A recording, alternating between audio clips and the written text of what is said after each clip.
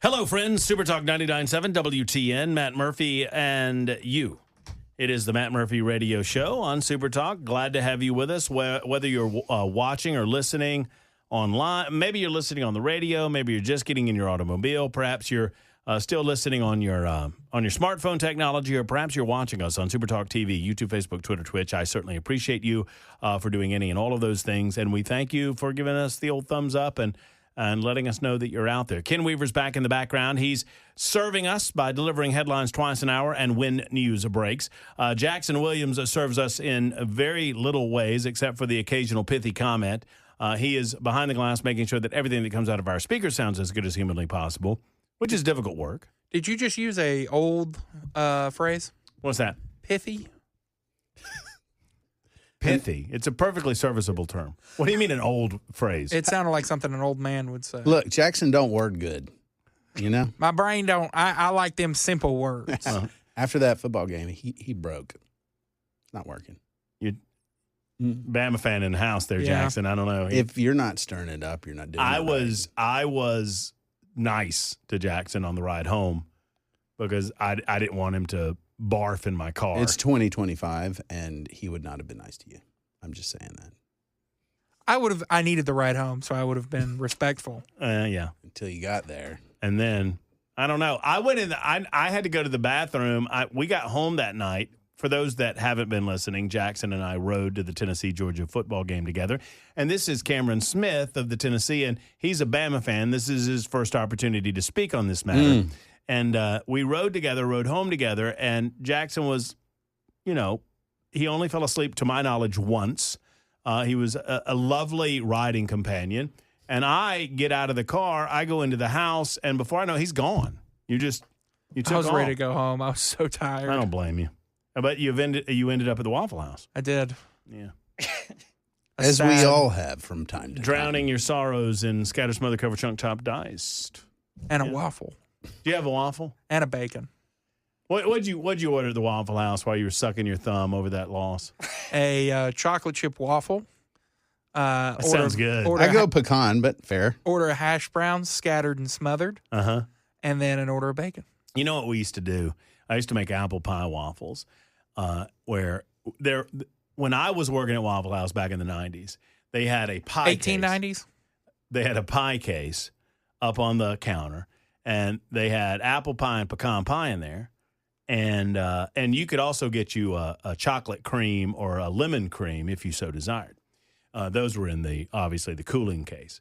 But I would take a slice of that apple pie.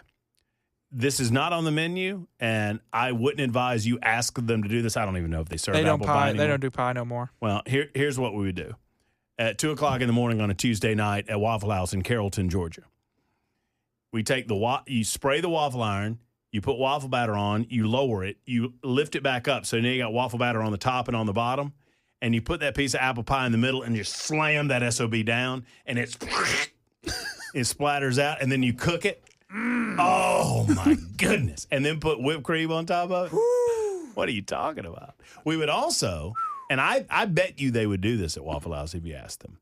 Tell them to take waffle batter and take Swiss Miss. They used to have hot chocolate. It was Swiss Miss hot chocolate. Tell them that you want a Swiss Miss chocolate waffle. See if they do it.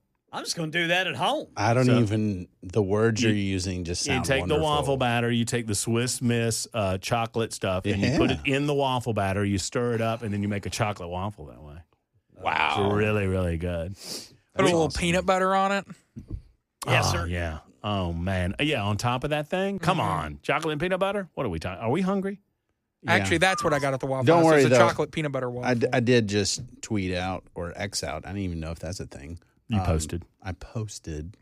And I also used hashtag TN Politics, which we've got to make a thing. We're trying. We're doing our best. But I got a little treat out there for all you folks out there in college football land. A little troll treat? A little troll treat. Okay. We're looking forward to that. We've got calls on the line. We're going to get to those. We got nincompoops coming up. We're going to get to those. Cameron's here. We'll get his thoughts on everything that's gone on over the past week. But I promised that I would get to your calls, and Clark has been holding on. Hello, Clark. Good afternoon. Hello. Hey, Clark. How are you? I'm doing good. How are you? I'm great. What's on your mind? Well, I just want to say my thoughts on these text messages between the shooter and his boyfriend. They look like rehearsed to me, and that maybe they were sitting together or on the phone together deciding what they were going to say. And then they've been released out there publicly so they can be purposely found. Just my thought. So you think that the idea was that the perpetrators were working together, and this one guy is trying to take all of the responsibility and take the heat off the other guy? I think so. You know, I would hope that the FBI and the other officials that are on top of this have thought of that possibility.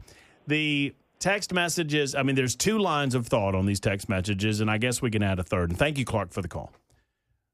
Number one is they're legit, right? Sure. All right, this was an actual text exchange that happened between this dude and his boyfriend, and they're on the up and up. Number two, they are phony. They are made up that Tyler Robinson is a patsy and that he did not really kill Charlie Kirk. I don't believe that for a second. Yeah, it seems pretty I'm just giving, clear. Number three, and I would allow for some wiggle room on number three, is along the lines of what Clark was saying, is that Robinson knew that others in his orbit knew, and he was trying to help absolve others of any responsibility. But if that were true, I guess Clark would have to be right. They would have to be in on that conversation together. And if that's the case, I would like to believe that they'll figure out the exact locations of these phones at the time that these text exchanges happened, and they'll be on that. I would not be surprised at all if there were not additional charges made against others that had some sort of foreknowledge or some sort of warning that should have red flagged them, or it's altogether possible that this was a lone wolf assassin. Yeah. I mean, it is. And I understand that when it's this type of context and everybody understands the political climate right now and it's, everybody's weighing in, that it seems like it could be a bigger thing. And until proven otherwise, what I see is, hey, here's a guy that didn't like Charlie Kirk and he decided he was going to kill him, or at least try to. Mm-hmm. And he did. Mm-hmm. And they've got a mound of evidence that suggests this is the guy. Well, they got his prints on the gun. They've got video surveillance evidence. And one of the things that kind of boggles my mind, and you know what? Maybe if I were in this situation, I wouldn't recognize it as what it was either. Hindsight's clearly 20/20. This dude was walking on campus with a gun down the pant of his leg. And so he was walking with like a peg leg. And so he was appearing as if he were disabled in some fashion. But boy, oh boy, if I see somebody like that walking like that, I'm going to alert somebody, aren't you? I mean, but yeah, would but I? But then probably we say not. that, but would I? You think about it, and how many people just kind of fade into the background? Like, just go walk downtown Nashville. Like, there's a ton and see of people. some of those nut jobs down right. there. I mean, that's true. You Right. go No. to Broadway on a Honestly. Friday night, and there's all kinds of crazy happening. There's people around, and they just kind of fade into the background. Mm-hmm. And I'm sure that that's kind of what happened here is, and I understand the see something, say something mentality, but if I see a guy walking with a stiff leg, I'm like, well, maybe he had polio or something. I don't know. Right. I'm not going to go, he probably has a gun and wants to shoot the speaker. One of the confusing aspects of some of the release of these text messages, there were no timestamps on them. I want to see some timestamps, please.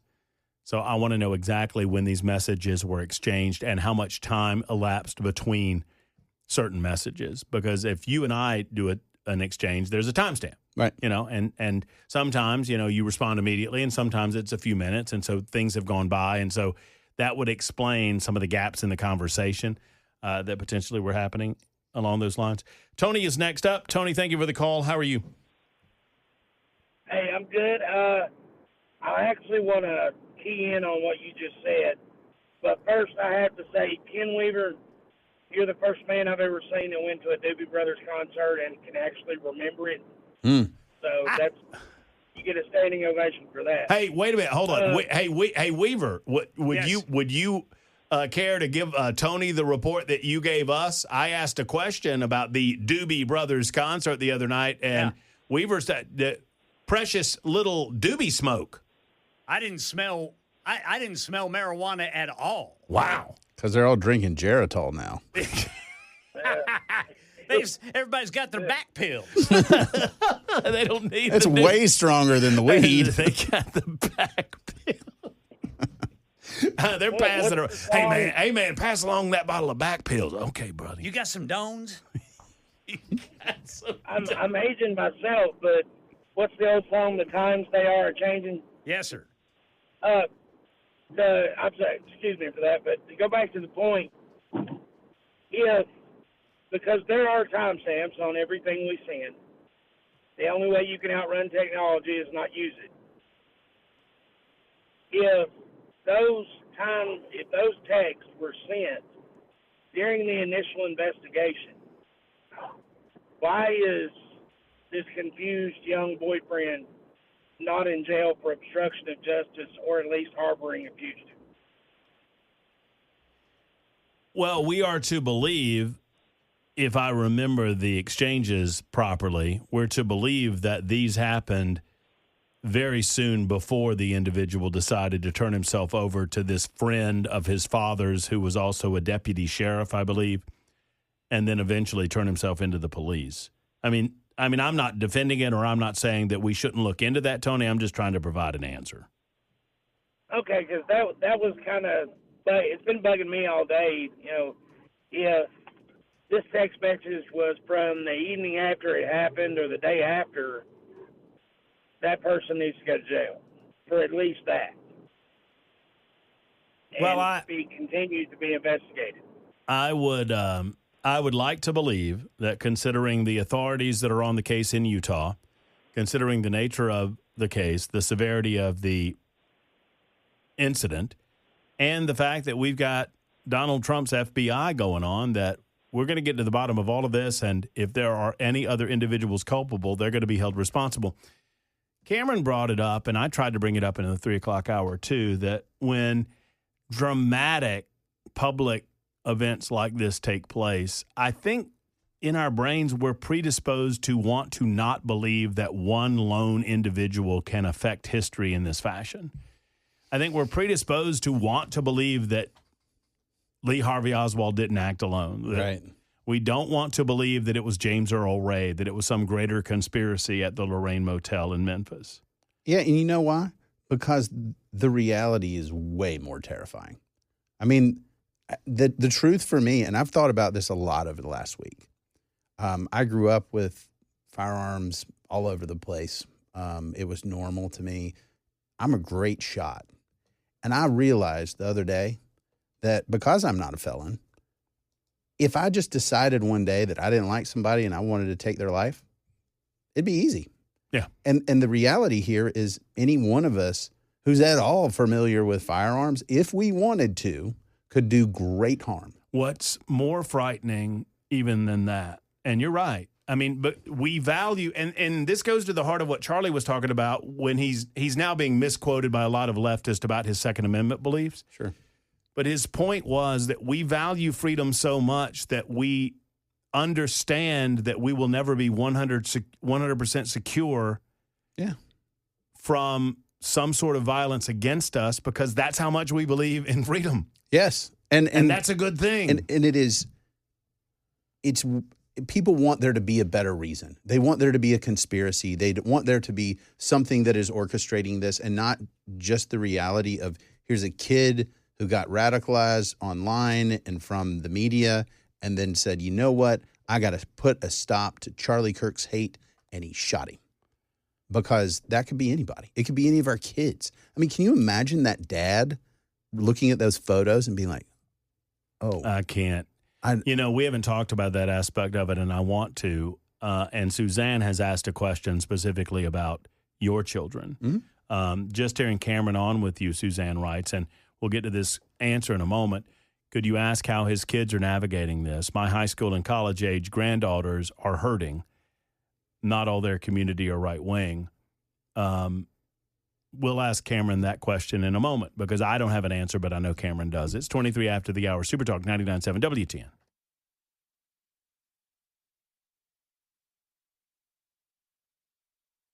Super Talk 99.7 WTN. Thank you, Ken Weaver. There's Ken Weaver. We've got Nincompoops on the way coming up in just a couple of minutes. Cameron Smith with us as usual on these Wednesdays. We missed you last Wednesday. Sorry you couldn't be here. But we've got this question from Suzanne. Just hearing Cameron with you, could you ask how his kids are navigating this killing? My high school and college age granddaughters are hurting. Have you talked to your sons? Yes.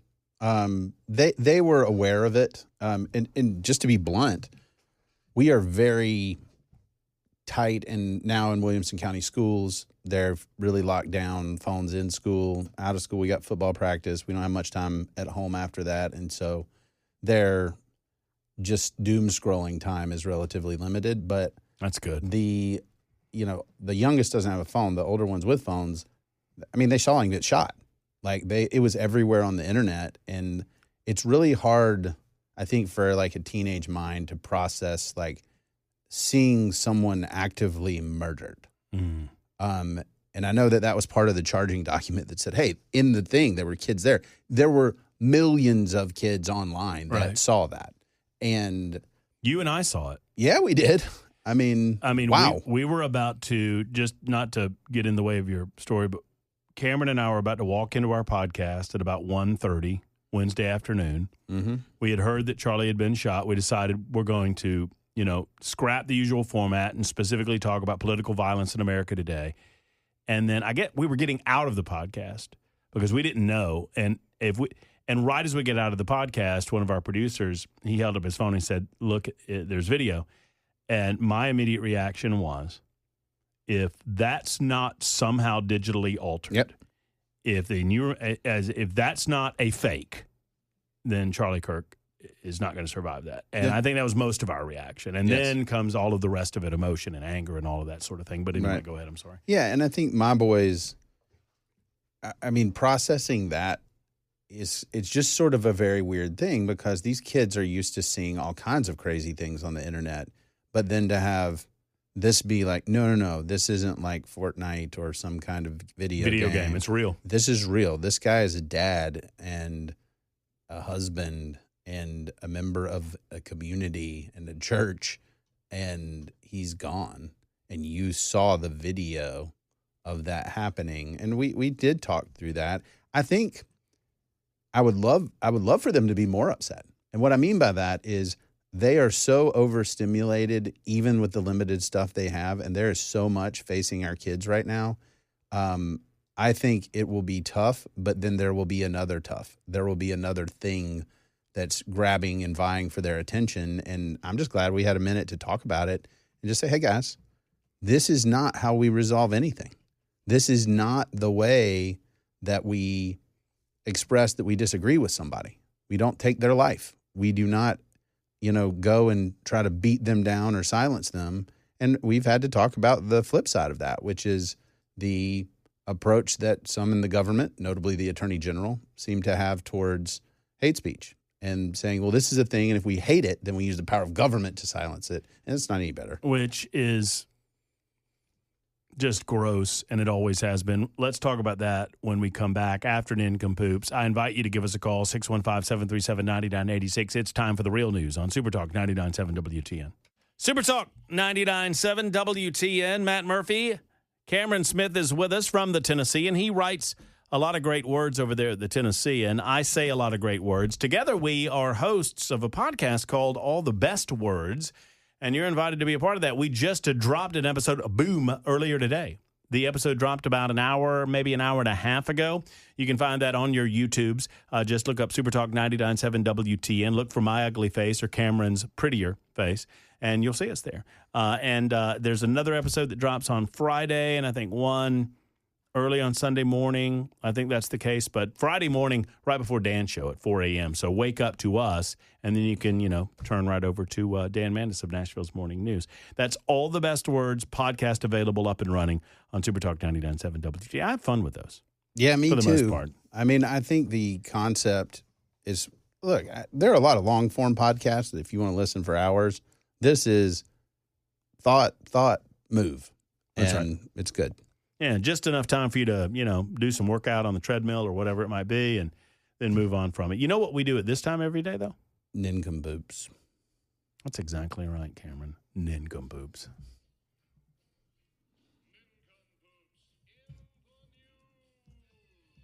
That's right. And this time it's a four-way discussion. On these Wednesdays, we allow Cameron Smith in the midst of the conversation.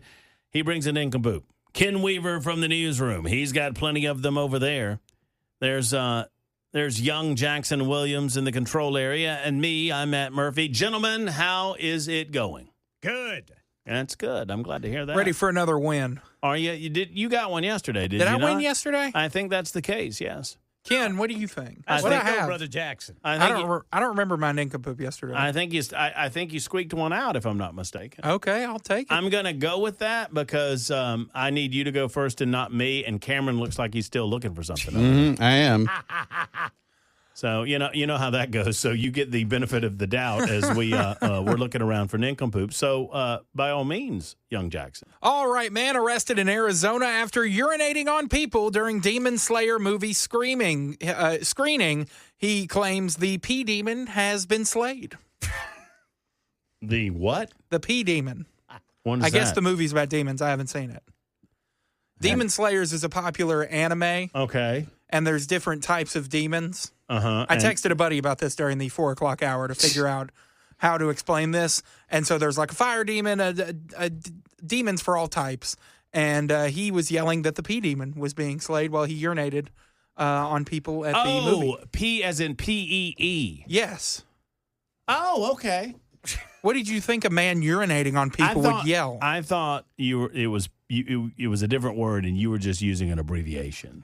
I mean, the word is piss, but I don't like saying Oh, my that. goodness, Jackson. There are children in the car. Apologize to the kids. We're waiting, Jackson. When you go to a movie theater, you expect a good time, maybe grab some popcorn, a soda, and settle in for a couple hours of escapism. That was the plan for a group of moviegoers in Arizona until their night took a bizarre and disgusting turn thanks to one unhinged man. No, he didn't pull a weapon or try to fight the crowd. What he did was he pulled a weapon. was arguably stranger. He allegedly stood up in the middle of the Demon Slayer movie, unzipped his pants, and began urinating right there in front of God and everyone.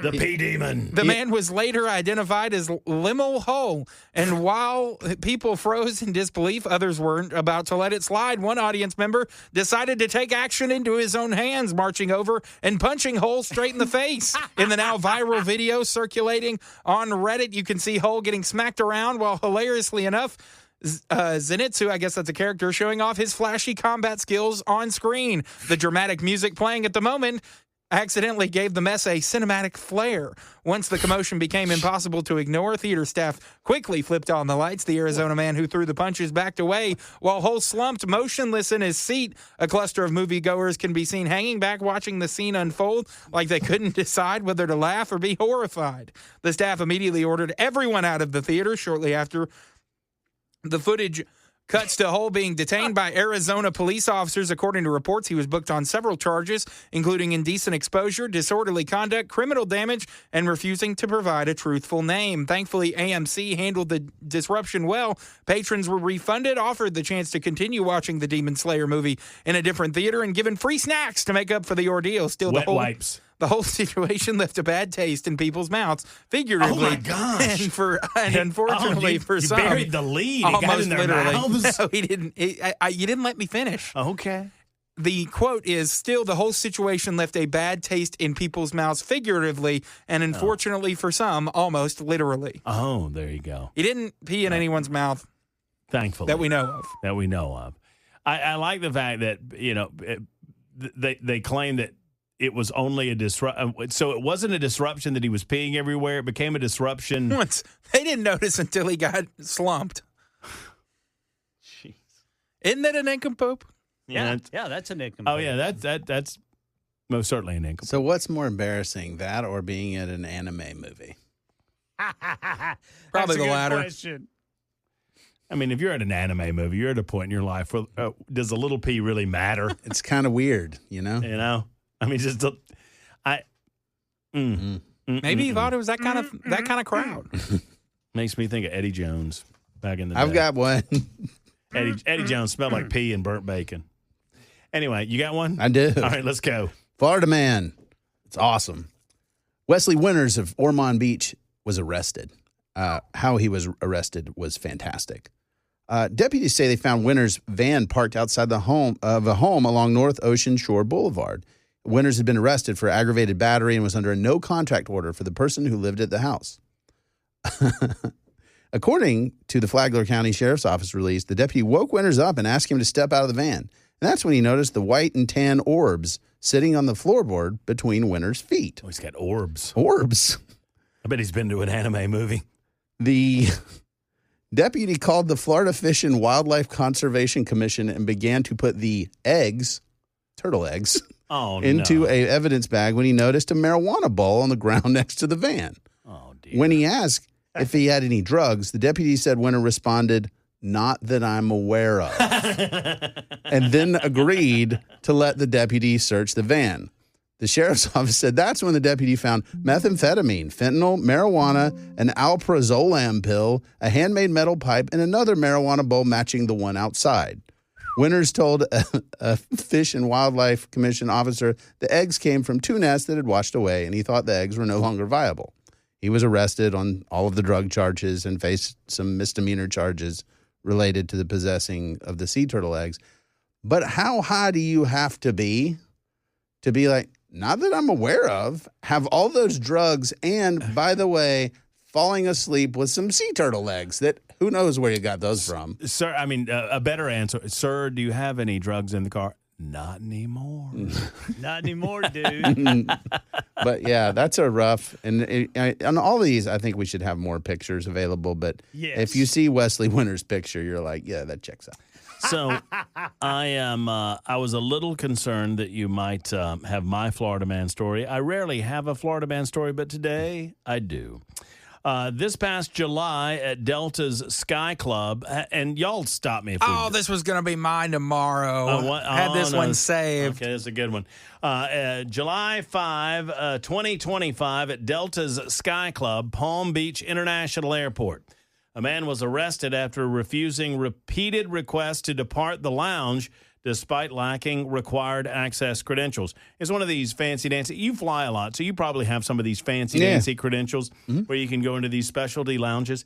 The exchange was caught on body cam and has now surfaced online. And if Matt Murphy had found this story a little bit earlier, I would play it for you, but I didn't, so I won't.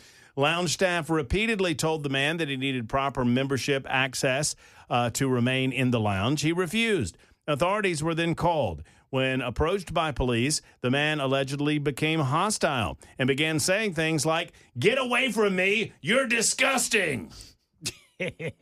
He was told that he could either leave voluntarily or be arrested for trespassing. He continued to stall and was promptly arrested. After being cuffed, he said, "My choice was to leave," claiming that he would, even though at the moment he was still refusing to leave.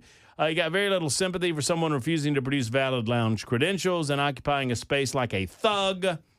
The conclusion, Delta Sky Access is a regulated perk, not a right. This man apparently thought that he had a right to be in the lounge. He did not, and for that reason, he's an nincompoop. Ken Weaver. Man dressed in scuba gear accused of robbing Disney Springs restaurant and then swimming away. A man in scuba gear is accused of robbing the Paddlefish restaurant at Disney Springs on September 15th and then swimming away. The thief, who stole between $10,000 and $20,000, remains at large. This crime occurred shortly after midnight, after the restaurant was closed. Authorities believe the suspect used scuba gear to swim to the restaurant. He entered the manager's office while two employees were counting the night's cash. After stealing the money, the man put his scuba gear back on, jumped into the water, and swam away. Here's the deal. He did not brandish a weapon. The employees were not injured. Sources familiar with the investigation claim the man tied up the two employees and forced them to close their eyes. The Orange County Sheriff's Office released a security photo showing the suspect in a wetsuit, goggles, and gloves, appearing to spray paint a camera. Employees described the man as slim, about 5 feet 10 inches tall. Here's my nincompoops. The two employees. He didn't have a weapon. Grab something and clock him over the head. Pop him one, Ken. I don't know, Ken. This isn't Home Alone. I think what happened is I think they're in it. I think they're all three part of it. Oh, he tied us up. He looked like a frog man. We were scared of him. He looked like that scuba diver that was in the G.I. Joe set. He had a can of spray paint. I love it. I have a special addendum to Nincompoops in the News that I want to tell you boys about before we go. Let's hear it. Before you play the music. I've got breaking news. Mm. And it involves a nincompoop in the news. All right. ABC. We were telling you about Jimmy Kimmel earlier. Yeah. They have pulled the show indefinitely. Really? Jimmy Kimmel's show? The network has announced that they are pulling Jimmy Kimmel's show indefinitely after the comedian's remarks about Charlie Kirk's killer. What did he say? I will share it with you coming up in a moment on Boy, Super Talk. That is. I am just heartbroken over I that. just can't tell you how. I don't know what I'm going to do with my evenings anymore. Oh, wait. The exact same things I've always done with my evenings because I haven't watched Jimmy Kimmel in, let's see here, ever. 615-737-9986. And you can text us in. Who do you think the big winner of the Nincompoops is? Don't count the Jimmy Kimmel for me because that was an addendum. That was for everybody. If you want Jimmy Kimmel to be the big winner, then we're all winners today. There you go. It's Nincompoops in the News. Super Talk 99.7 WTN. And officers shot. 5 law enforcement officers shot, 3 fatally, and the suspect is dead. We'll tell you about it at 6 on Super Talk 99.7 WTN. Also, in just a few minutes, we will share with you the breaking news. ABC, so I'm piecing together how all of this happened. Jimmy Kimmel said something vile Monday about Charlie Kirk's killer and tried to associate Charlie Kirk's killer with the Make America Great Again supporters of Donald Trump. And he refused to apologize, refused to comment on it, recognized that it was an erroneous statement. And there are many of us that are scratching our heads saying, wait a minute, he is governed by the Federal Communications Commission, at least ABC is. Would they not have a duty to correct this information? Well, action has been taken on the part of ABC. Apparently, Next Star, which is a group of television stations, many of them affiliated with ABC, originally said that they weren't airing Jimmy Kimmel anymore. And then from that, ABC recognized the huge backlash that was happening at their affiliate stations, and they have made a decision to pull the show indefinitely, their language. I'll give you the full scoop, tell you the comment, or share with you the comment that started it all, and we'll talk about it with Cameron Smith next on Super Talk.